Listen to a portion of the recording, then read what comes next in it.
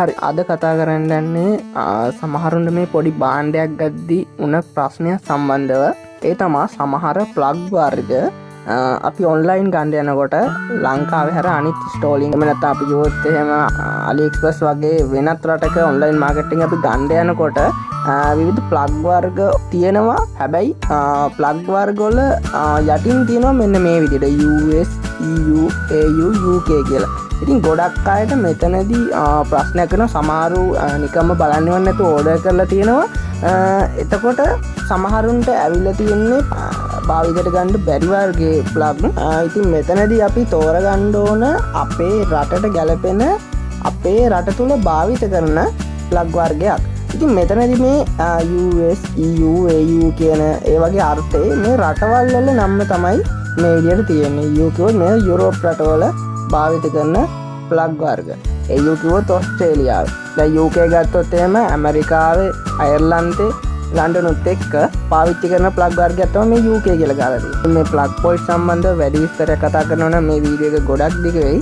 ඉතින් මම මේ සරලව කියලා දෙන්න යන්නේ අපි කොහොමද ප්ලග් එකක් තෝරගන්නකොට අපිට මැච් වෙන ප්ලග් එකක් තෝරගන්න කියලා. ඉතින් ලංකාව ඇතුළේ තහනම් වුණු විවිධ වෝල්ටීයතා ප්‍රතිදාන ලබා දෙන විවිධ විද්‍යුතයට සම්බන්ධ කරන විවිධ උපාංග තියෙනවා.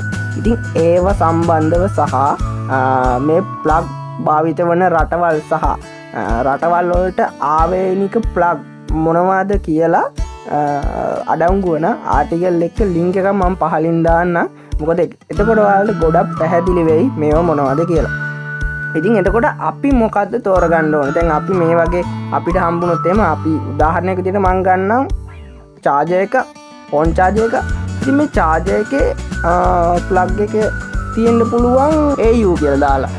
එතකොට දැන් AU plug එක අපි ගෙන්න ගත්තොත් එහෙම අපිට මේක තේරුම නැති වෙන්න පුළුවන්. මොකද AU කියන්නේ අපි භාවිත කරන ප්ලග් වර්ගයක් නෙමෙයි. ඒකට AU කියන්නේ ඕස්ට්‍රේලියා.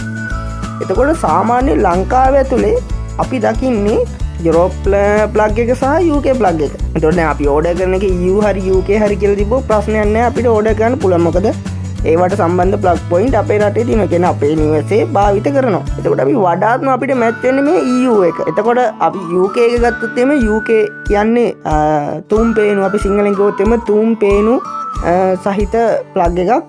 ඉතින් මේකේ අපිට එක පේනුවක් Earth එකට සම්බන්ධ වෙලා තියෙනවා. එතකොට US එක ගත්තොත් එහෙම US එක මීට වඩා ගොඩක් වෙනස්. ඒ හින්දා දැන් අපි තෝරගන්න ඕනේ EU හරි UK හරි ප්ලග් එක. ඉතින් මේ ගැන තමයි මම අද කතා කරන්න හිතුවේ. ඉතින් අදට එපමණයි. හැමෝටම සුබ දවසක්.